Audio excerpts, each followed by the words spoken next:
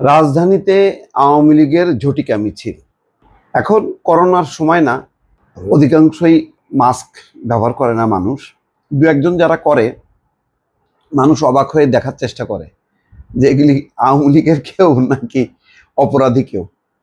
অর্থাৎ আওয়ামী লীগ এবং অপরাধীদেরকে খোঁজে যারা মাস্ক এখন পরে, মুখ লুকায়। তো দেখেন, একটা ছোট্ট একটা মিছিল দেখা যাচ্ছে, সব মিলায় কত 8-10 জন 12 জন ম্যাক্সিমাম। তার মধ্যে অর্ধেকের মতো মুখে মাস্ক পরা, মুখ লুকানো। তো রাজধানী গুলিস্তানে বিক্ষোভ মিছিল করেছে আওয়ামী লীগ। ভিডিও থেকে নেওয়া হয়েছে ছবিটা, সমকালে দেখছি। সকাল 7টা 10 মিনিটের দিকে। আচ্ছা বলেন, সকাল 7টা 10 মিনিটে কোনো সময় হলো?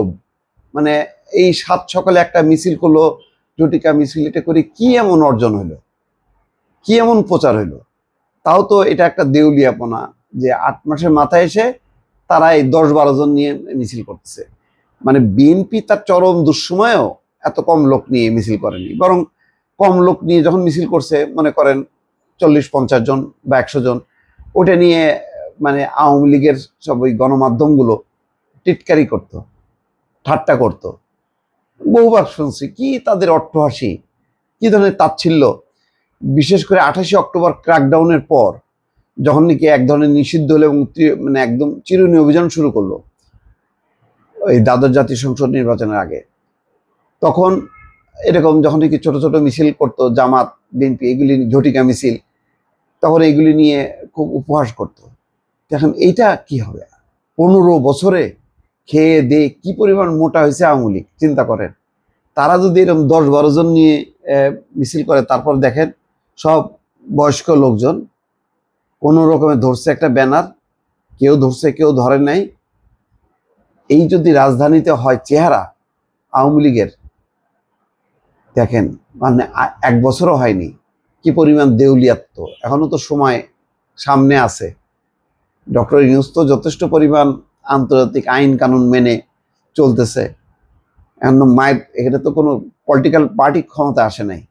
পলিটিক্যাল পার্টি আসার পর তো মাইট যে শুরু হবে, তখন তো দৌড়ানোর আর কোনো পথ খুঁজে পাবে না। এখন তো দৌড়ানি দেওয়ার কেউ নেই।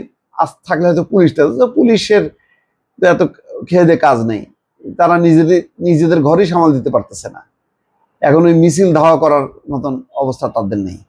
কিন্তু আওয়ামী লীগ নিজে নিজে দেখেন কত, এখনো পর্যন্ত কোনো রকম গুম খুন নির্যাতন কোনো কিছুই তাদের উপর চালানো হয়নি, তাতেই তারা কাবু।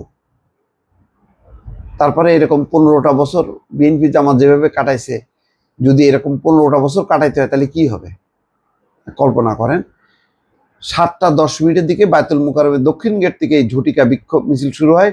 বঙ্গবন্ধু এভিনিউতে আওয়ামী লীগ কেন্দ্রীয় কার্যালয়ে গিয়ে মিছিলটি শেষ হয়। কোথায় কেন্দ্রীয় কার্যালয়? ধ্বংসস্তূপ। বিক্ষোভ মিছিলটি অনুষ্ঠিত হয় ঢাকা মহানগর দক্ষিণ আওয়ামী লীগের সাবেক সাধারণ সম্পাদক শাহে আলম মোরাদের নেতৃত্বে। তা বর্তমান সাধারণ সম্পাদক কই? মিছিলে রাজধানীর বিভিন্ন থানা ওয়ার্ডের সভাপতি, সাধারণ সম্পাদক সহ বিভিন্ন পর্যায়ের নেতা কর্মীরা অংশগ্রহণ করেন।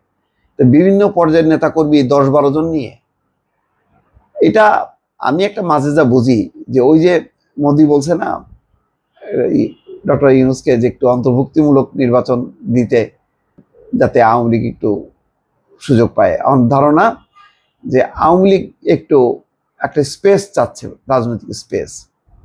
সেই স্পেসটা পাওয়ার জন্যই তারা এই মিছিল করে আস্তে আস্তে একটু মানে চেষ্টা করতেছে আর কি। যদি পুলিশ বাধা টাধা না দেয়, পাবলিক যদি ধাওয়া না দেয়, তাহলে হয়তো আর মানে আরো তাদের মিছিল বেরোবে। লোকজন আছে, লোকজন নাই আমি এটা বলবো না, কিন্তু এত গর্তে লুকানোর মতন অবস্থা কেন তাদের হইলো?